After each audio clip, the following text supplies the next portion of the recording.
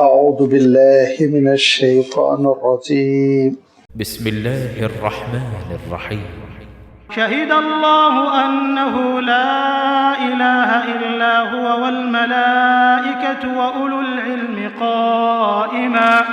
قائما بالقسط لا إله إلا هو العزيز الحكيم إن الدين عند الله الإسلام وما اختلف الذين أوتوا الكتاب إلا من بعد ما جاءهم العلم بغيا بينهم ومن يكفر بآيات الله فإن الله سريع الحساب فإن حاجوك فقل أسلمت وجهي لله ومن اتبعني وقل للذين أوتوا الكتاب والأميين أأسلمتم فإن أسلموا فقد اهتدوا وإن تولوا فإنما عليك البلاغ والله بصير بالعباد إن الذين يكفرون بآيات الله ويقتلون النبيين بغير حق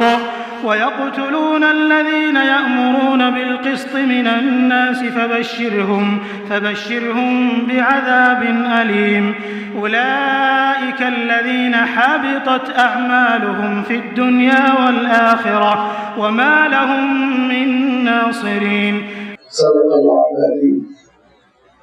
الحمدللہ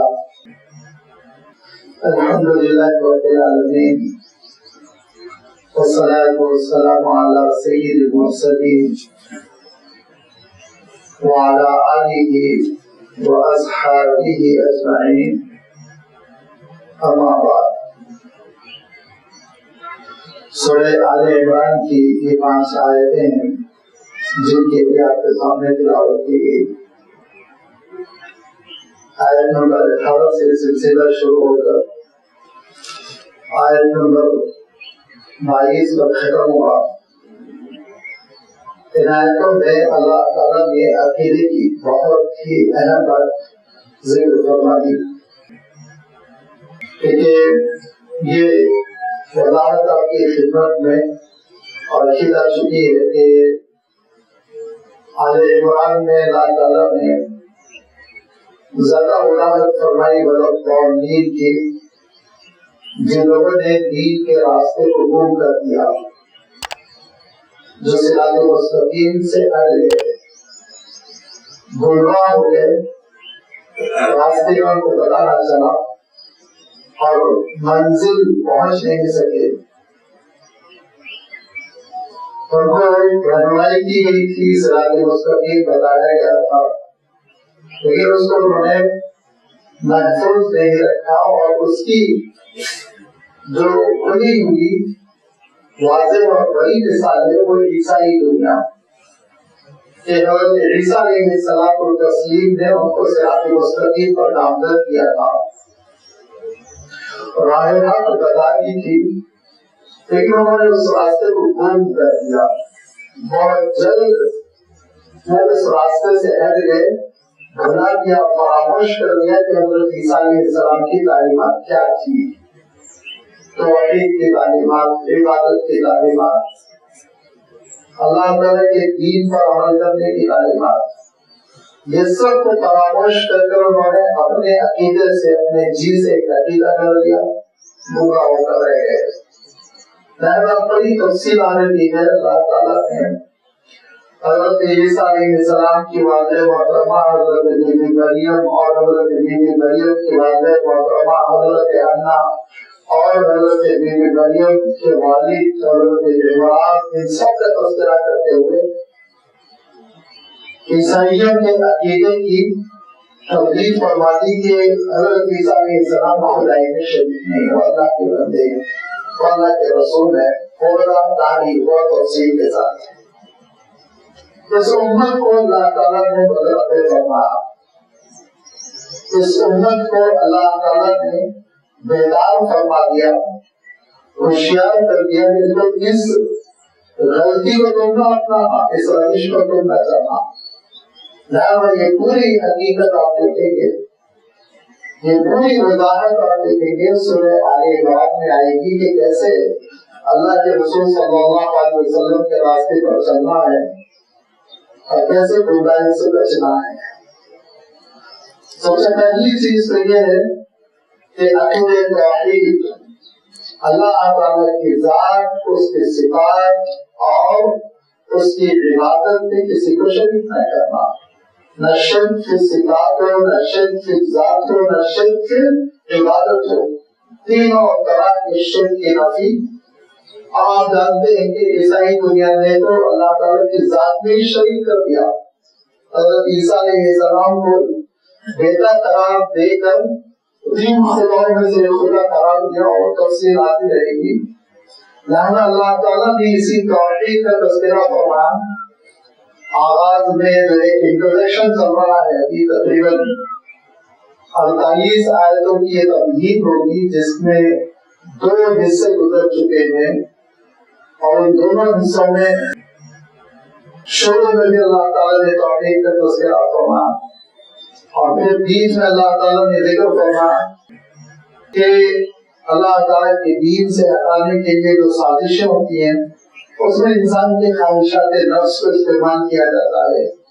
اور ارشاد فرمایا گزشتہ اتوار آپ کی خدمت میں تشریح رکھی جا چکی ہے، زُيِّنَ لِلنَّاسِ حُبُّ الشَّهَوَاتِ مِنَ النِّسَاءِ وَالْبَنِينَ وَالْقَنَاطِيرِ الْمُقَنطَرَةِ مِنَ الذَّهَبِ وَالْفِضَّةِ وَالْخَيْلِ الْمُسَوَّمَةِ وَالْأَنْعَامِ وَالْحَرْثِ۔ دیکھو دنیا کی جو خوبصورتی ہے، نظارے ہیں، یہ خود کو بہت دل لبھاتے ہیں، لیکن اللہ کے دین پر چلو، اور اس دین کی پہلی بنیاد توحید ہے۔ شہید اللہ انہ لا الہ الا ہو، خود اللہ تعالیٰ گواہی دے رہا ہے کہ اللہ تعالیٰ کے سوا کوئی معبود نہیں ہے۔ شہید اللہ، اللہ تعالیٰ نے خود یہ گواہی دے دی، شہادت دے دی، انہ کہ لا الہ الا ہو، اس کے سوا کوئی معبود نہیں ہے۔ اللہ تعالیٰ نے 2 طرح سے گواہی دی ہے۔ ایک گواہی تو اس کے پورے صحیفوں میں ہے، جو حضرت موسیٰ پہ نازل ہوا، اس سے پہلے جو حضرت ابراہیم پہ نازل ہوا، جو حضرت عیسیٰ پہ نازل ہوا، جو حضرت داؤد پر نازل ہوا، سارے صحیفوں میں اللہ تعالیٰ کی گواہی، یہ ڈکلیریشن، یہ وضاحت موجود ہے، اللہ کے سوا کوئی معبود نہیں۔ بڑی تبدیلیاں کی انہوں نے انجیل میں، اور تحریف کی شکل دے کر اس کو دنیا میں رائج کرنے کی کوشش کی، لیکن توحید کی آیتیں نہیں نکال سکی۔ آج بھی توحید کی آیتیں بکھری ہوئی ہیں، بے شمار ہے، موجود ہے۔ لہذا ان کی مکاریوں اور سازشوں کے باوجود اللہ کی کتابوں میں توحید کی باتیں ہیں، پائی جاتی ہیں۔ قرآن پاک کے سلسلے میں روز روز سے وضاحت کرتا ہے، اور سورۃ البقرہ میں گزر چکا ہے، اللہ لا الہ الا هو الحی القیوم لا تأخذہ سنۃ ولا نوم، جس کو ہم آیت الکرسی کہتے ہیں۔ تو اس میں کیسے اللہ تعالیٰ کی توحید اور توحید کا پروف، دلائل پیش کر دیے گئے۔ یہاں اسی چیز کو اللہ تعالیٰ ارشاد فرماتا ہے کہ لفظی طور پر، تحریری طور پر، کلام کے اعتبار سے بھی اللہ کی گواہی ہے کہ اللہ کے سوا کوئی معبود نہیں، اور علمی طور پر اس کی ساری مخلوق، فطری طور پر اس کی ساری مخلوق گواہی دیتی ہے کہ اللہ تعالیٰ کے سوا کوئی معبود نہیں۔ یہ پوری کائنات ہے، جو مخلوق ہے، انسانوں سے لے کے یہ ستارے، سیارے، سورج، چاند، شجر و حجر و طبیعی جانور، مویشی، سب اس بات کی گواہ ہے کہ اللہ تعالیٰ کے سوا کوئی معبود نہیں ہے۔ کیسے گواہ ہے؟ یہ مخلوق کیسے گواہی دیتی ہے؟ یہ مخلوق گواہی دے رہی ہے بہت منطقی اعتبار سے، لاجک کے اعتبار سے، کہ پوری مخلوق پر آپ نگاہ ڈالیے، ساری کی ساری مخلوق ایک ساتھی کی محتاج ہے، ایک لائف پارٹنر کی محتاج ہے۔ یہاں تک کہ بے جان کو بھی دیکھیں گے آپ، جو چیزیں بے جان ہیں وہ بے جان چیزیں بھی اپنی ضد، اپنے ایک ایگزامپل اور ان کو سنبھالنے والی ایک چیز کو محتاج ہوتے ہیں، کہ رات ہے تو دن ہوگا، سردی ہے تو گرمی ہوگی، زمین ہے تو آسمان، مرد ہے تو عورت، میل ہے تو فیمیل۔ ہر چیز میں آپ دیکھ لیجیے جس کو اللہ تعالیٰ نے خود قرآن پاک میں ارشاد فرمایا کہ ساری چیزوں کو ہم نے جوڑ جوڑ پیدا کیا، بغیر جوڑ کے چیز چل نہیں سکتی، محنت سے تو بس تبھی کرن بنے گا، لیکن فرمایا صرف خالق کی شان ہے کہ اس میں جوڑ کی ضرورت نہیں ہے، وہاں وحدت ہے، وہاں کوئی ساتھی نہیں، وہاں کوئی اگزامپل نہیں، وہاں کوئی نظیر نہیں، وہاں کوئی بشیر نہیں، وہاں کوئی ہمتلا نہیں، وہاں کوئی برابر نہیں۔ اگر تم اس کے برابر کسی کو تسلیم کرو گے تو لازمی بات ہے اللہ تعالیٰ خود پوچھتا ہے کہ برابر والے کی بھی تو مرضی چلے گی کہ نہیں چلے گی؟ اگر دونوں کی مرضی چلے گی تو اللہ تعالیٰ ارشاد فرماتا ہے ایک بگاڑ ہوگا، ٹکراؤ ہوگا، اختلاف ہوگا، لڑائی ہوگی، اور دو خداؤں کی لڑائی کا نتیجہ کیا ہو سکتا ہے ذرا سوچیے۔ اور اگر دوسرا مجبور ہے تو مجبور خدا نہیں ہو سکتا، لہٰذا ایک ہی خدا ہے، قدرت والا، حکمت والا، علم والا، حیات والا، سماعت والا، بصیرت والا، تو ایک ہی طرح تنہا مالک حقیقی ہے۔ پوری کائنات کی گواہی دے رہی ہے کہ اللہ کے ذات میں کوئی شریک نہیں۔ اس نے سورج کو جو حکم دیا وہ سورج کر رہا ہے، اس نے جو حکم چاند کو دیا وہ چاند کر رہا ہے، اس نے جو حکم درختوں کو دیا وہ درخت کر رہے ہیں، اس نے جو حکم جس مخلوق کو دیا وہ مخلوق کر رہی ہے۔ کوئی دوسرا نہیں ہے جو انٹرفیئر کر سکے، مداخلت کر سکے، دوسرے لوگوں پر لگا سکے۔ یہ گواہی ہے کائنات کی۔ شہید اللہ انہ لا الہ الا ہو والملائکۃ، اور فرشتے بھی ہمیشہ گواہی دیتے ہیں، یہ کہتے ہیں کہ اللہ کے ساتھ کوئی معبود نہیں، کوئی شریک نہیں، قابل پرستش نہیں، قابل عبادت نہیں، تنہا تنہا اور اللہ تعالیٰ معبود حقیقی ہے۔ اور فرشتوں کی گواہی کا تذکرہ اللہ تعالیٰ نے قرآن مجید میں بار بار کر دیا کہ وہ زبان حال سے بھی کہتے ہیں، نحن صافون، صف لگائے کھڑے ہوئے اللہ کے دربار میں کہتے ہیں کہ اللہ آپ کے سوا کوئی معبود نہیں۔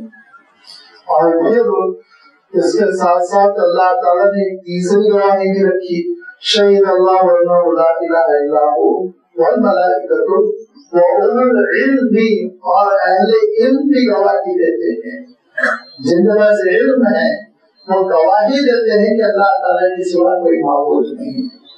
اگر آپ اس کو الٹا بھی غور کیجیے، جو اللہ تعالیٰ کے سوا کسی اور کو شریک کر رہا ہے وہ قرآن مجید کی اصطلاح میں اہل علم نہیں، اگر چاہیے اس کے پاس ڈگریوں کی بھرمار کیوں نہ ہو۔ ڈگریوں کی بھرمار ہونے سے کوئی عالم نہیں بنتا، یاد رکھیے، کیونکہ ان کے لیے تو اللہ تعالیٰ نے سورۃ الجمعہ میں جو مثال بیان فرمائی وہ دیکھیے، جب اللہ تعالیٰ نے وہ مثال بیان فرما دی تو اس کو بیان کرنے میں ہم کیوں آر محسوس کریں؟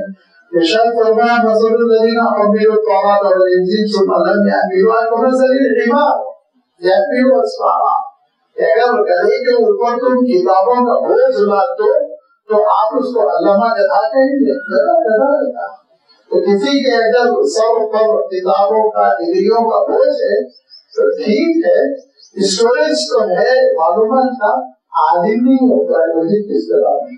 قرآن مجید کی اصطلاح میں عالم کون ہے؟ انما یخشی اللہ من عبادہ العلماء، وہ اہل علم ہیں جن کے دلوں میں اللہ تعالیٰ کی معرفت ہے۔ جو اپنے خالق کو نہیں پہچانا وہ پھر عالم کیا؟ جو اپنے مالک کو نہیں پہچانا تو پھر وہ کیا عالم کہلائے گا؟ لہذا اس کو آپ کچھ اور نام دے دیجیے، اس کو آپ گریجویٹ کہہ لیجیے، اس کو آپ فزیشین کہہ لیجیے، اس کو آپ انجینئر کہہ لیجیے، لیکن قرآن پاک کی اصطلاح میں عالم وہی ہوگا کسی بھی فیلڈ کا ہو، چاہے وہ سائنس کی جو مختلف شاخیں ہیں، فزکس، کیمسٹری، میڈیسن، کسی بھی شاخ کا ہو، یا پھر وہ لٹریچر کی کسی شاخ کا ہو، یا پھر وہ علوم دینیا کا ہو، وہ عالم اس وقت ہے جبکہ اس کے دل میں اللہ تعالیٰ کی معرفت ہو اور وہ اپنی علمی سرگرمیاں شروع کرتا ہو تو رب کے نام سے وہ کہتا ہے عالم کا حکم ہے مجھے یہ ریسرچ کرنا ہے، مجھے یہ کام ہے، تو وہ عالم کہلائے گا۔ لہٰذا ایسا عالم جو ہوتا ہے اس عالم کے سلسلے میں اللہ کے رسول صلی اللہ علیہ وسلم فرماتے ہیں یہی وہ اہل علم ہے جو انبیاء کے وارث ہوتے ہیں، دین کو سمجھتے ہیں، دین کو پھیلاتے ہیں، اور اسی علم سے جوڑنے کی آپ کو دعوت دی گئی اللہ کے رسول صلی اللہ علیہ وسلم وحی کا انتظار فرماتے اور وحی کے لیے اللہ کے رسول صلی اللہ علیہ وسلم کی کبھی کبھی نگاہیں اٹھتی آسمان کی طرف کہ حضرت جبرائیل امین کو تشریف نہیں لا رہے ہیں، تو اللہ تعالیٰ ارشاد فرماتا ہے کہ رسول آپ قدرت نہ کریں، اس سے پہلے کہ وحی آئے آپ بے چین نہ ہو، وحی وقت پر آئے گی، ہاں آپ احترام کریں وقل رب زدنی علما، کہ ہمیشہ آپ یہ کہتے رہیں اے اللہ اے میرے رب میرے علم میں اضافہ فرما، یہ جذبہ ہمارے اور آپ کے اندر پیدا ہو جائے کہ علم میں اضافہ ہو، کتاب اللہ سے جڑے رہے، علوم نبوت کو سیکھتے رہیں، وحی کی بنیاد پہ جو علوم ہم کو ملے ہیں ان میں اضافہ کرتے رہیں، ان کی معلومات میں اضافہ کرتے رہیں، تو پھر معلوم ہوتا ہے ہم سب اہل علم ہیں۔ یہی اہل علم صحابہ تھے، ان کے پاس ڈگریاں نہیں تھی، یونیورسٹیوں کی نہیں تھی، مدرسوں کی نہیں تھی، ان کے پاس ایسی کوئی کسی قسم کی ایکٹیویٹی نہیں تھی جو آج کل کے ایجوکیشنل انسٹیٹیوٹس کی ہے، کلاس روم، لیکچر، لکھنا، پڑھنا، ریکارڈ، نوٹس، کچھ نہیں، لیکن وہ علم سے جڑے ہوئے تھے، علوم نبوت سے جڑے ہوئے تھے، ہر روز سیکھتے تھے۔ ان کی ترتیب یہ تھی کہ دو بھائی تھے تو ایک بھائی دنیا کے معاملات دیکھتا، دکان دیکھنا ہے تو دکان دیکھتا، زراعت دیکھنا ہے تو کھیتی باڑی دیکھتا، اور ایک بھائی کو پوچھتا جاؤ اللہ کے رسول صلی اللہ علیہ وسلم کی خدمت میں بیٹھو، آج کون سی وحی آئی، کیا سکھایا گیا، وہ سیکھ کر آؤ، کل میں جاؤں گا تم یہ کام سنبھالنا۔ بھاری مقرر کر رکھی تھی انہوں نے، یا پھر یہ کہ وقت انہوں نے مقرر کر رکھا تھا کہ ہم مغرب تک دنیا کا کام کریں گے، مغرب بعد اللہ کے رسول صلی اللہ علیہ وسلم کی مجلس میں بیٹھیں گے، یا پھر انہوں نے دن مقرر کر رکھا تھا۔ اتنے صحابہ تھے جنہوں نے دن مقرر کر رکھا تھا کہ ہم یہ دن کو بس اللہ کے رسول صلی اللہ علیہ وسلم کی خدمت میں بیٹھیں گے، لہٰذا وہ سب اہل علم تھے، اگرچہ کے مدرسے نہیں تھے، اگرچہ کے مکتب نہیں تھے، اگرچہ کے تعلیمی ادارے نہیں تھے، لیکن علوم نبوت سے وہ جڑے ہوئے تھے، اور یہ علوم نبوت سے جوڑنے کی کیفیت ہمارے اندر بہت کم ہو گئی ہے، بلکہ کبھی کبھی تو نہ ہونے کے برابر ہے، لہذا اس کا خمیازہ بھگتنا پڑتا ہے، اس کا بڑا نقصان ہوتا ہے۔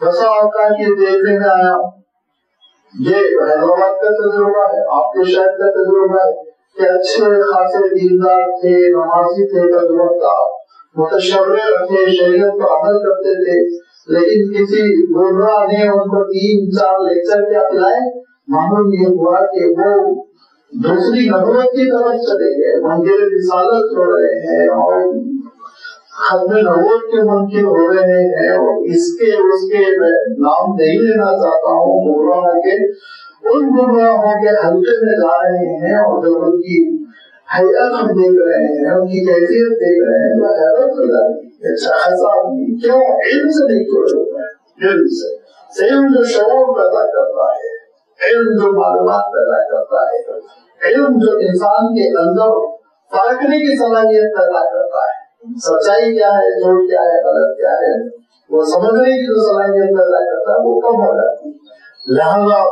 ابلیس یہ کرتا ہے کہ روحانیت میں کبھی غلبہ، روحانیت کی کبھی طاقت دے کر ایسے گمراہوں کے پاس انسان کو لے جاتا ہے کہ وہ اللہ کے رسول صلی اللہ علیہ وسلم کے راستے سے بھی ہٹ جاتے ہیں، بلکہ آپ صلی اللہ علیہ وسلم کی نبوت سے ہٹ جاتے ہیں۔ اتنی بڑی مصیبت ہو گئی، اور ایسے جگہوں پر کام اور نہیں ہو سکتے، گنجان مسلم آبادیاں اور بیچوں بیچ مسجدیں اور ائمہ علماء سب کچھ ہے، لیکن پتا چلا یہ بتا گیا ہے، یہ گمراہ ہو گیا ہے، یہ اسلام سے نکل گیا ہے، متعدد باتیں ہیں، اور اس کا ایک ہی حل ہے کہ ہم علوم نبوت سے جڑے رہیں۔ کوئی بھی آپ کے پاس آ کر کسی دعوت کو پیش کرے تو سب سے پہلے آپ کتاب و سنت کو اس کو پاٹ کر دیں گے، کتاب و سنت کے مطابق ہے تو اس کو قبول کرنا اور نہ قبول نہ کرنا۔ اب ایک شخص کو کہنا ہے حضرت عیسیٰ علیہ السلام، لوگوں نے اس کو یقین کر دیا، کیوں؟ جہالت کی وجہ سے۔ بھائی اگر عیسیٰ علیہ السلام کو وہ مانتا ہے کہ اس امت میں قیامت سے پہلے حضرت عیسیٰ علیہ السلام آئیں گے، تو کس بنیاد پہ مانتا ہے؟ وہ اس بنیاد پہ مانتا ہے کہ اللہ کے رسول صلی اللہ علیہ وسلم نے بشارت دی، تو بشارت پوری پڑے اے ٹو زیڈ، اللہ کے رسول صلی اللہ علیہ وسلم نے صرف یہ نہیں کہہ دیا کہ نزول مسیح ہوگا، حضرت عیسیٰ علیہ السلام آئیں گے، بس یہ نہیں کہہ دیا، کہاں آئیں گے، کب آئیں گے، کیسے آئیں گے، کیا معاملہ رہے گا، یہاں تک کہ اتنے کے لیے بات ہے کہ فرمایا ایسے آئیں گے جیسے ابھی غسل کر کے نکل رہے ہوں، آپ کی زلف مبارک سے پانی کے قطرے ٹپک رہے ہیں، یہ کہتے اتنی نشانیاں تو پورا ایمان نہ ہونا، صرف رسول مسیح پر ایمان لا کر کسی بھی شخص کو جو کسی کونے میں چھپا ہوا ہے صورت دکھانے کے قابل نہیں، پولیس میں بھی مطلوب ہے اور CID میں بھی مطلوب ہے، اور اس کو عیسیٰ علیہ السلام سمجھ کر جس کی شخصیت جنگلی ہے، ناپاک ہے، اور عیسیٰ علیہ السلام جیسی پاک صاف ستھری شخصیت اور اس کے کتنے نوجوان حیدرآباد میں پورا ہوا دلانے والے کا سینکڑوں، ایک دو نہیں، پیروں تلے زمین نکل جائے گی جب آپ کو معلوم ہوگا یہاں اڈے بنے ہوئے ہیں، اس کے پیروں تلے زمین نکل جائے گی، کیوں علم سے نہیں جوڑے گا۔ کوئی جب یہ کہے میں خود دعویٰ کر دوں کسی بھی بات کا کہ میں مہدی بن گیا، تو آپ پوری حدیثوں میں پرکھے نہ ہوئے، پرکھ کر تو دیکھیں کہ یہ مسعود جھوٹ بھی بول رہے ہیں کہ سچ بول رہے ہیں، یہ صلاحیت ہی نہیں ہے، علم کے نہ ہونے کی وجہ سے سارا کر رہے ہیں، بگڑ رہے ہیں۔ فرمایا وہ علم بھی اس امت کی خصوصیت علم سے جوڑنا، اس امت کی تاریخ کا آغاز ہوا اقرأ باسم ربک الذی خلق، ہمارے قافلے کا آغاز پہلی وہی ہے، اقرأ باسم ربک الذی خلق، خلق الانسان من علق۔ تعلیم سیکھو، پڑھو، رب کے نام سے ریسرچ کرو، تحقیق کرو، سوچو، پرکھو، یہ ہے دعوت فکر دی گئی۔ اور اس امت کا عالم یہ کہ قدم قدم پر کہہ دیا گیا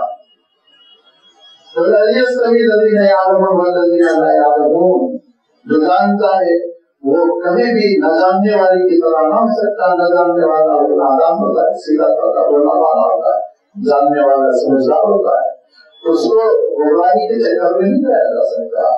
ابھی میں نے قرآن پاک کی آیت میں کوئی وقتی زدنی علما، کہیں اللہ تعالیٰ ارشاد فرماتا ہے انما یخشی اللہ من عبادہ العلماء۔ ہم لوگ کیا سمجھے یہ لفظ علماء اردو میں چونکہ رائج ہو گیا ہے کس کے لیے؟ دینی مدرسے کے پڑھے ہوئے لوگوں کے لیے، تو ہم یہ سمجھے ان کے لیے نہیں، ہر علم سے جڑنے والے کے لیے۔ عالم عربی کا لفظ اسکالر، عربی میں عالم کے معنی اسکالر جو پڑھتا لکھتا ہے، سمجھتا ہے، ریسرچ کرتا ہے، اللہ کی کتاب سے جڑا ہوا ہے، اللہ کی کتاب کو سمجھنے کی کوشش کر رہا ہے، احادیث کو سمجھتا ہے، اللہ کے رسول صلی اللہ علیہ وسلم کی سیرت کو پڑھتا ہے، وہ عالم علم سے جڑا ہوا ہے۔ اسی ایسے شخص کے لیے اللہ کے رسول نے فرمایا کہ وہ راہ خدا میں مجاہد ہے، اور اگر اسلام میں بڑھے گا تو شہیدوں کی موت مرے گا۔ اسی کے لیے اللہ کے رسول نے فرمایا اس کے پیروں تلے فرشتے پر رکھتے ہیں۔ ایسے ہی شخص کے سلسلے میں اللہ کے رسول صلی اللہ علیہ وسلم فرماتے ہیں کہ اس کے لیے ساری مخلوق دعا کرتی ہے، یہاں تک کہ دلوں میں اشراط الارض، پانی میں مچھلیاں، فضاؤں میں پرندے دعا کرتے ہیں۔ علم سے جڑیے، علم سے جوڑنا اس امت کی شان ہے۔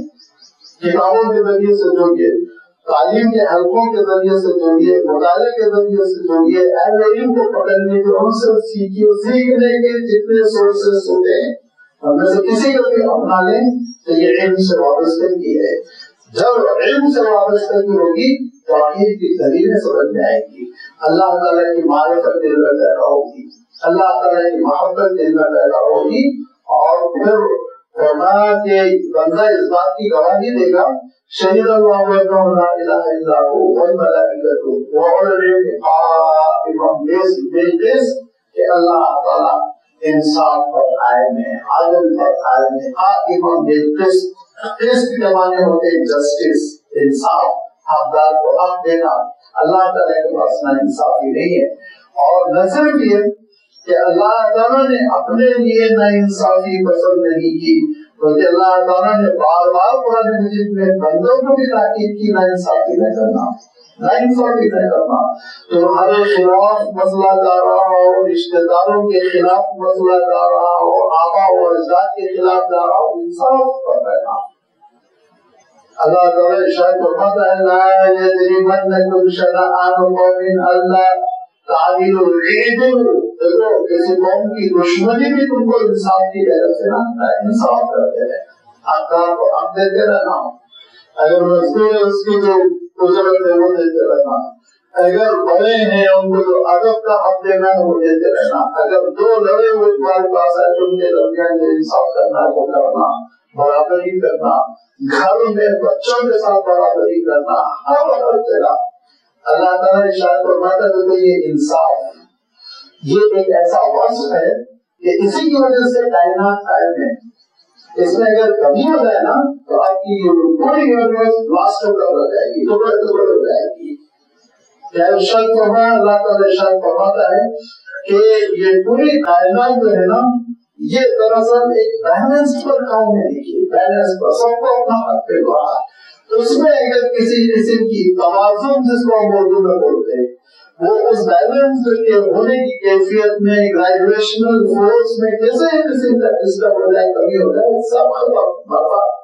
تمام واقعی کو بولنا دلچسپ یار تم بھی جو ہے انصاف کے ساتھ بیلنس جو ہو ہر ایک کے ساتھ تمہارا معاملہ وہ رہنا کہ اس کو جو حق ملنا ہے وہ حق دیتے رہو. ان اللہ یأمر بالعدل، اللہ تعالیٰ نے جو عدل کا حکم دیا، نہ صرف عدل کا بھی ارشاد فرمایا تھوڑا عدل سے بڑھ کر کرو. ان اللہ یأمر بالعدل والإحسان، حسن سلوک بھی کرو، نہ صرف حق کو بلکہ تھوڑا سا بڑھا کر دینے کی کوشش کرو ہر معاملے میں. یہاں تک کہ اللہ کے رسول صلی اللہ علیہ وسلم ارشاد فرماتے ایک تاجر جب اپنے گاہک کو اس کا سامان دیتا ہے اور اس میں تھوڑا سا اضافہ کرتے دیتا ہے تو اللہ تعالیٰ اس کی تجارت میں برکت دیتا ہے. لہذا جس کو جو حق ملنا ہے وہ حق پر اکتفا نہ کرتے ہوئے تھوڑا سا اضافہ کرنے کی کوشش کرنا یہ احسان ہے، حسن سلوک ہے، بندگی ہے. اور عدل تو انتہائی ضروری ہے، انصاف تو ضروری ہے. جس کو جو حق ملنا چاہیے وہ مل کر رہے، یہ اللہ تعالیٰ کی شان ہے اور اللہ تعالیٰ اس ادا کو اس صفت کو پسند بھی کرتا ہے. قائمًا بالقسط، اسی لیے ارشاد فرمایا کہ قیامت کے دن وَنَضَعُ الْمَوَازِينَ لِلْقِسْطِ کہ ہم انصافی کے لیے ترازو لگائیں گے، اعمال کھولے جائیں گے. وہ ایک اخروی ترازو ہوگی، وہ اس دنیا کی ترازو ہوگی، ہماری ترازو کی طرح نہیں. اس ترازو کی شان یہ ہوگی کہ ہماری دنیا میں جو چیزیں ایگزسٹ باقی رکھتی ہیں ان کو تولا جا سکتا ہے، لیکن اللہ تعالیٰ کی ترازو میں اعمال کو بھی توڑ دیا جائے گا، نیتوں کو بھی توڑ دیا جائے گا، ارادوں کو بھی توڑ دیا جائے گا، لیکن میزان عمل ضرور مسلموں کا ارشاد فرمایا. لہٰذا ارشاد فرمایا کہ دیکھو اللہ تعالیٰ انصاف کو پسند کرتا ہے، انصاف کو حکم دیتا ہے اور وہ انصاف پر قائم ہے. اگر انصاف میں ذرا برابر کمی ہو جائے تو پھر یہ پوری کائنات تباہ ہو جائے گی. لا الہ الا هو العزیز الحکیم، نہیں ہے کوئی معبود اللہ تعالیٰ کے سوا اور وہ ہے عزت والا، وہ ہے حکمت والا. ایسی عزت، ایسا غلبہ کہ اس کے کنٹرول اور اس کے غلبے میں کسی قسم کی کوئی مداخلت نہیں ہو سکتی. اور وہ حکمت وہ دانائی کہ اس کارخانے عالم میں کوئی چیز، کوئی بھی چیز، کوئی بھی نظام، کوئی بھی سسٹم میں چل رہا بغیر لوجک کے نہیں. سب کے پیچھے ایک لوجک ہے، عقل مندی ہے اور سب کے پیچھے ایک سائنٹیفک طریقہ کار ہے جس کو سمجھنا پڑتا ہے، غور کرنا پڑتا ہے. لہذا یہ اللہ تعالیٰ کے دین کا پہلا تقاضا ہے کہ ہم توحید کی حقیقت کو سمجھیں. ہم یہ سمجھیں کہ اللہ تعالیٰ اپنی ذات میں بھی کر رہا ہے، ہم یہ سمجھ لیں کہ اللہ تعالیٰ اپنی صفات میں بھی کر رہا ہے. وہ رزاق ہے، اس کی طرح رزق دینے والا کوئی نہیں. وہ عزت والا ہے، اس کی طرح عزت والا کوئی نہیں. وہ حکمت والا ہے، اس کی طرح حکمت والا کوئی نہیں. وہ ساری اسماء الحسنی اچھی اچھی صفتوں کا حامل ہے. اور پھر توحید جب ہمارے اندر پیدا ہوگی اس کی ذات کے سلسلے میں، اس کی صفات کے سلسلے میں، تو پھر وزن جو نکلے گا نتیجہ توحید سے عبادت میں بھی توحید آ جائے گی. پھر ہم کسی اور سے دعا نہیں کریں گے، پھر ہم کسی اور کے در پہ ہاتھ نہیں پھیلائیں گے، پھر ہم کسی اور کے لیے سجدہ نہیں کریں گے، پھر ہم کسی اور کے نام نظر و نیاز نہیں کریں گے. سب اللہ کے لیے کریں گے. توحید سے عبادت بھی پیدا ہو جائے گی. اور یہ توحید جو آئے گی تو اللہ تعالیٰ کے دین کا دروازہ آپ کے لیے کھل گیا.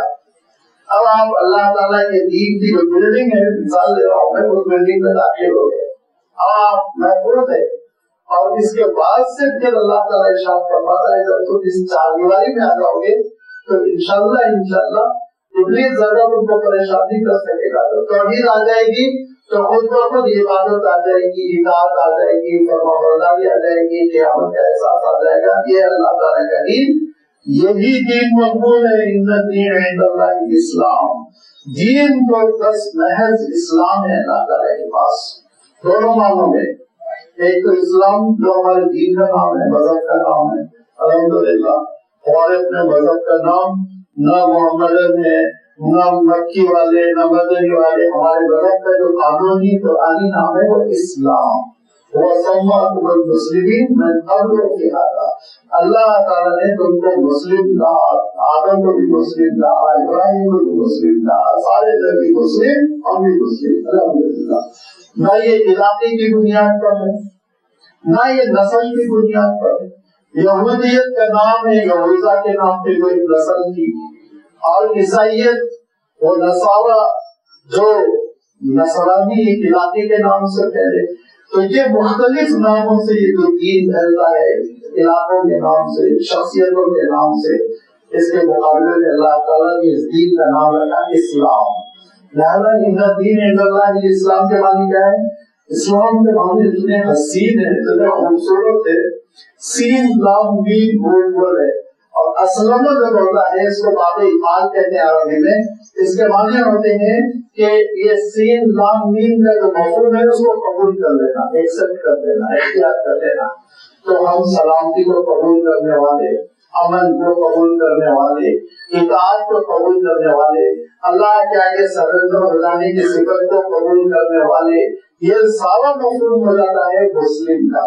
مسلم یعنی اس نے سلامتی کو قبول کر لیا, مسلم یعنی اس نے امن کو قبول کر لیا, مسلم وہ جہنم کے عذاب سے سلامتی میں آ گیا, مسلم اس نے اللہ کی فرمانبرداری کو قبول کر لیا, مسلم وہ اللہ تعالیٰ کے آگے جھک گیا, سرنڈر ہو گیا, مطیع ہو گیا, فرمانبردار ہو گیا. یہ سب آ گیا اسلام میں. لہذا یہ ہے اللہ کا دین, ان الدین عند اللہ الاسلام.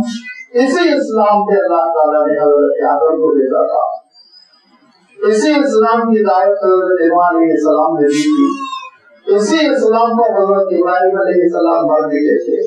یہی وہ اسلام تھا جس کو لے کر موسیٰ اور عیسیٰ کھڑے ہوئے تھے. یہ مذاہب کیوں ہیں؟ وَمَا اخْتَلَفَ الَّذِينَ أُوتُوا الْكِتَابَ إِلَّا مِنْ بَعْدِ مَا جَاءَهُمُ الْعِلْمُ بَغْيًا بَيْنَهُمْ. یہ ہے حقیقت دکھتی ہوئی رٹ پر قرآن پاک میں پوری رکھی گئی. اس حقیقت کو اگر ہم سمجھ لیں انشاءاللہ گمراہی قریب نہیں پڑتے گی, گمراہی قریب نہیں آئے گی. اور جب وہ اہل کتاب بھی تھے ان کو بھی اسلام کی دعوت دی گئی تھی, اسلام سے ان کو بھی واقف کرایا گیا تھا, چاہے وہ عیسائی دنیا ہو چاہے وہ یہودی دنیا ہو. پھر ہوا کیا؟ بغیوں بینہم, خواہشات نفس کے پیچھے, اپنی انا کے لیے, اپنے روح کے لیے, اپنے نفس کی تسکین کے لیے انسان دیگر مذاہب کی طرف جاتا ہے. اپنی رائے, میری اوپینین, میرے ویو میں میں سوچتا ہوں, میں سمجھتا ہوں, مجھے میرے خاندان کا ماحول اچھا لگتا ہے, میرے آبا و اجداد کی باتیں اچھی لگتی ہے. یہ بحث, میپن, انانیت, اور پھر اس کے بعد اس کے لیے بحث کرنا, اس کو دلیل بنا کر پیش کرنا, یہاں سے دھیرے دھیرے اسلام سے سمجھتا ہے اسلام انسان اور گمراہی کی طرف چلا جاتا ہے.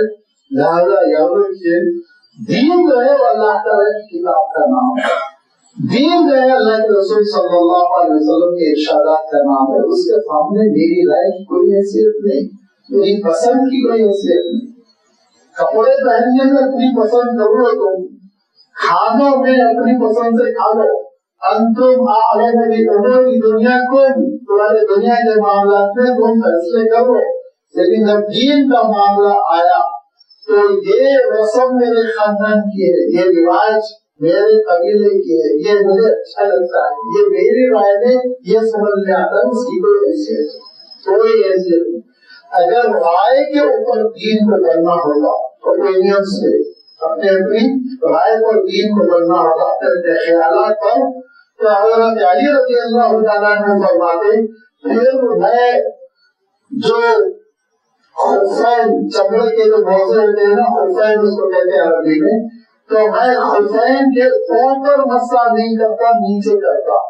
نیچے سے چلتے ہیں نا چمڑے سے، تو نیچے گند لگی ہوگی، لیکن اللہ کے رسول نے اوپر سے مسا کیا. ایسے آپ خفین اگر پہنے ہوں تو اجازت ہے کہ آپ اگر گھر پر ہوں تو 24 گھنٹے آپ مسا کریں گے. وضو میں پورا ہاتھ کا وغیرہ دھولیں گے، لیکن دائیں دھونے کی ضرورت نہیں. شرطیں ہیں.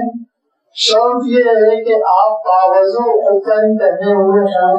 شرط یہ ہے کہ خفین اتنا پھٹا ہوا نہ ہو کہ انگلی باہر آ رہی ہو وغیرہ کی حکم ہے، تو آپ چیک کر لیجیے. ایسی صورت میں اجازت دی گئی، یہ اجازت بھرپور نعمت ہے سردی کے علاقوں میں، کہ آپ پھر خفین کے اوپر ایسے مساج کر لیں، ہاتھ دھو کر گیلے انگلیوں سے مساج کر لیں. تو حضرت علی رضی اللہ تعالیٰ عنہ کہتے ہیں اگر دین رائے پر ہوتا تو پھر میری رائے ہوتی نیچے کرو. اوپر کیوں؟ نیچے سے چلتا ہے نا انسان، لیکن دین رائے پر نہیں ہے، اطاعت کرے. رسول نے کہا، رسول کی بات ہم سنیں گے، عقل نہیں لڑائیں گے وہاں پر. یہ بغیم بینہم، جو ان کے اندر خواہشات نفس تھی اس کی تکمیل کے لیے. ان کو اچھا لگا کہ حضرت عیسیٰ علیہ السلام کو خدا کا بیٹا ہے، ان کو اچھا لگا. صحیفے پہ نہیں چلے، انجیل پر نہیں چلے. انجیل کہیں نہیں کہتی ہے کہ حضرت عیسیٰ علیہ السلام خدا کے بیٹے ہیں.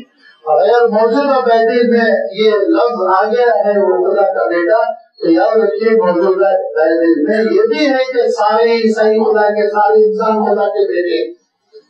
کیوں؟ ترجمے میں غلطی ہوئی، ٹرانسلیشن کا مسٹیک ہے. اس میں وہاں آتم کا لفظ تھا تو تم نے ہبرون سے ترجمہ کر دیا. سن، یہ لفظ تو جو نائب ہوتا تھا، اصل وہاں پر سن نہیں تھا، صرف تھا. عبرانی زبان میں جو لفظ تھا اس کا ترجمہ غلط کر کے بیٹے سے کر دیا، تو ساری مخلوق کو بیٹا کہہ دیا گیا. تو حضرت عیسیٰ علیہ السلام کی تو خصوصیت تو نہیں رہی، لیکن عقل سے کام نہیں لیتے. اور مریم میں جو ہے ضد ہے، عقل ہے، محکم ہے. میں جو کہہ رہا ہوں وہ سامنے والی کی بات سننا، اینالائز کرنا، غور کرنا، نتیجے تک پہنچنا، یہ صلاحیت نہیں. اور یہی بدیوں میں جو ہے یاد رکھیے کہ ہمارے دل میں پل پیدا ہوتی ہے، ظلم پیدا ہوتی ہے، میری رائے، میری خواہش. یہاں سے ہم دھیرے دھیرے سنتوں سے ہٹتے، دھیرے دھیرے فرائض سے ہٹتے، دھیرے دھیرے دین سے ہٹتے. لہذا دین کے معاملے میں کہہ رہا ہوں، دین کے معاملے میں رائے کو نہیں آنے دینا چاہیے. روایت کو جو اللہ کی کتاب کہتی ہے، جو اللہ کے رسول صلی اللہ علیہ وسلم فرماتے ہیں. بغیم بینہم ومن یکفر بآیات اللہ، جو اللہ کی آیتوں کا انکار کرتا ہے وہ کان کھول کر سن لے. فإن اللہ سریع الحساب، اللہ تعالیٰ بہت جلد حساب کتاب کر دیتا ہے. دو مطلب ہے اس کے سریع الحساب. ایک تو یہ کہ ہم سمجھ رہے ہیں بہت دن ہے ابھی حساب کتاب کو بہت قریب ہے، بہت قریب ہے. اور کبھی بھی ایسا لگتا ہے پچھلی زندگی ایک ہفتہ دو ہفتے پہلے میں نے گزاری تھی. اتنی تیزی سے زندگی گزرتی ہے اور وقت حساب قریب آ جاتا ہے. اس معنی میں بھی سریع الحساب. دوسرا مفہوم یہ بھی ہے کہ قیامت کے دن جنگ غفیر ہوگا تو اللہ تعالیٰ کو حساب دیتے ہوئے بہت لیٹ ہو جائے گا، دیر لگے گی. تیزی کے ساتھ حساب ہوگا، وہ خدائی نظام ہوگا، وہاں حساب کتاب جلد ہو جائے گا. فَإِنْ حَاجُّوكَ، اس کے باوجود اے رسول آپ سے یہ بحث کرتے ہیں، فقل، تو آپ کہہ دیں اسلمت وجہی للہ ومن اتبعن، میں اور میرے فالوورز اللہ کے آگے سرنڈر ہے. اسلمت وجہی، میں نے اپنے چہرے کو اللہ تعالیٰ کے آگے جھکا دیا. چہرہ جھک گیا تو وجود، جسم تو بدل کر عورت جھکے گا. اور عربوں کا معاملہ یہ ہے، وجہن جب کبھی کہتے ہیں تو چونکہ انسانی جسم کا سب سے اچھا آرگن ہوتا ہے چہرہ، چہرے پہ معاملہ بہت بڑا سمجھا جاتا ہے، تو چہرے کو عزت دی جاتی ہے. اسی لیے جب کبھی وہ کہتے ہیں میں نے چہرے کو سپرد کر دیا تو پورا جسم تو ہوتا ہی ہوتا ہے پھر ضروری طور پر. لہذا فقل، اے رسول اللہ کہیے اسلمت وجہی، میں نے اپنے چہرے کو سپرد کر دیا اپنے مولا کی. اور یہی کیفیت ومن اتبعن، میرے فالوورز کی، میری اتباع کرنے والوں کی. میری اتباع کرنے والے اللہ کے ولی ہیں، فرما پڑتا ہے. انہوں نے اپنے آپ کو اللہ کے حوالے کر دیا. جہاں اللہ تعالیٰ گرماتا ہے گرم ہوتے، جہاں نرماتا ہے نرم ہوتے، یہ کیفیت پیدا ہو گئی. وَقُلْ لِلَّذِينَ أُوتُوا الْكِتَابَ وَالْأُمِّيِّينَ جن کو کتاب دی گئی جو کتاب سے محروم ان سب سے کہیے أَأَسْلَمْتُمْ تم بھی اللہ کے سپرد کرو گے؟ فَإِنْ أَسْلَمُوا اگر وہ اپنے آپ کو اللہ کے سپرد کر دیں فَقَدْ اهْتَدَوْا تو ہدایت پا گئے۔ وَإِنْ تَوَلَّوْا منہ پھیر رہے ہیں فَإِنَّمَا عَلَيْكَ الْبَلَاغُ تو اے رسول آپ کی ڈیوٹی تبلیغ کی ہے، پہنچانا۔ وَاللَّهُ بَصِيرٌ بِالْعِبَادِ بندوں کا نتیجہ تو اللہ تعالیٰ دیکھ لے گا، اللہ تعالیٰ بخوبی باتیں کرے۔ ان الذین یکفرون بآیات اللہ بے شک جو اللہ کی آیتوں کا انکار کر رہے ہیں، وَيَقْتُلُونَ النَّبِيِّينَ بِغَيْرِ حَقٍّ اور معصوم نبیوں کو بلا سبب کے قتل کر رہے ہیں، خاص طور پر بنی اسرائیل۔ وَيَقْتُلُونَ الَّذِينَ يَأْمُرُونَ بِالْقِسْطِ مِنَ النَّاسِ اور ان کو بھی قتل کر رہے ہیں جو لوگوں میں انصاف کی بات کرتے، جسٹس کی بات کرتے، حقوق کی ادائیگی کی بات کرتے ہیں۔ فَبَشِّرْهُم بِعَذَابٍ أَلِيمٍ اے رسول آپ کو اطلاع دے دے دردناک عذاب کی، ہلاک ہو کر رہیں گے، وہ بھی برباد ہو کر رہیں گے۔ مہلت ملی ہوئی ہے جس کی وجہ سے وہ اپنے آپ کو سمجھ رہے ہیں کہ جو چاہے وہ کر لیں گے، لیکن فرمایا نہیں سخت عذاب کے وہ بھی شکار ہوں گے۔ اولئک الذین حبطت اعمالهم فی الدنیا والآخرہ یہ وہ لوگ ہیں جن کے اعمال، جن کی ایکٹیویٹیز، جن کی کوششیں دنیا میں بھی اکارت جائیں گی والآخرہ اور آخرت میں بھی اکارت جائیں گی، کوئی رزلٹ ہی کو نہیں ملے گا۔ کتنی کوششیں کی لوگوں نے نتیجہ برآمد کرنے کی، کتنی محنتیں کی، لیکن بالآخر جب تک ان کی حکومت تھی لوگ جی کرتے رہے، جیسے ہی حکومت سے ہٹے ان کو ان کے نظریے کو اٹھا کے پھینک دیا، ختم ہو گیا وہ نظریہ، چل نہ سکا۔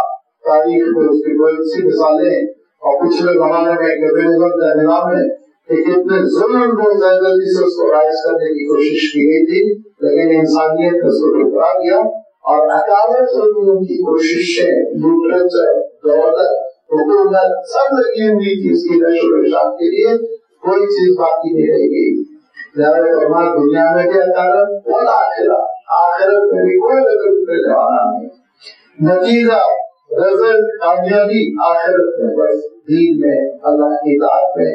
وما لهم من ناصرین اور آخرت میں ان کا کوئی مددگار نہیں ہوگا، کوئی سپورٹ نہیں ہوگا جو کھڑے ہو کر ان کی وکالت کرے، سپورٹ کرے۔ اور اس دن تو بس کسی کا اگر کوئی سپورٹ ہوگا تو اللہ ہوگا، اور اللہ کے ماننے والے ہوں گے، انبیاء ہوں گے، رسول ہوں گے، لیکن سپورٹ کے لیے ضرورت پڑتی ہے کس بات کی؟ اطاعت کی، اسلام کی، فرمانبرداری کی۔ لہٰذا اللہ تعالیٰ ارشاد فرماتا ہے اللہ تعالیٰ کے دین کو اختیار کرو اور اللہ کے دین پر عمل کرو، اسی میں کامیابی ہے، اسی میں نجات ہے۔ اس سلسلے کو اور اللہ تعالیٰ نے آگے بڑھایا کہ اس کائنات میں غور کرو کس کی حکومت چل رہی، دن و رات کس کے حکم سے ہو رہے، اور پھر اس حقیقت کو، توحید کی حقیقت کو واضح کر دینے کے بعد پھر عیسائیت کا اللہ تعالیٰ نے تذکرہ فرمایا، ان کی گمراہی کا۔ انشاءاللہ وہ باتیں آتی رہیں گی۔